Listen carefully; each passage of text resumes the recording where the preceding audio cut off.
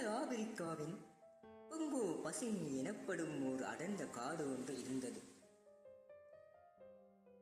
அக்காடானது பாரிய நிலப்பரப்பை கொண்டு காணப்பட்டது. இக்காட்டிலே எல்லா வகையான மிருகங்களும் பறவைகளும் வாழ்ந்து வந்தன. இவைகளுக்கான உணவு மற்றும் வாழ்விட வசதிகள் இக்காட்டிலேயே பெரும் வசதிகளுடன் காணப்பட்டது. இதனால் இங்குள்ள விலங்குகள் மற்றும் பறவைகள் அக்காட்டை விட்டு எங்கேயும் செல்வதில்லை. ஒன்றுக்கொன்று ஒற்றுமையாகவும் சந்தோஷமாகவும் வாழ்ந்து வந்தன.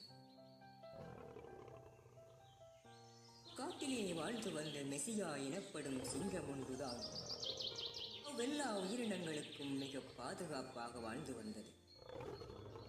சொல்லப்போனால் அந்த காட்டின் மொத்த பாதுகாப்பும் அந்த மெசியாவின் கையில் தான் இருந்தது.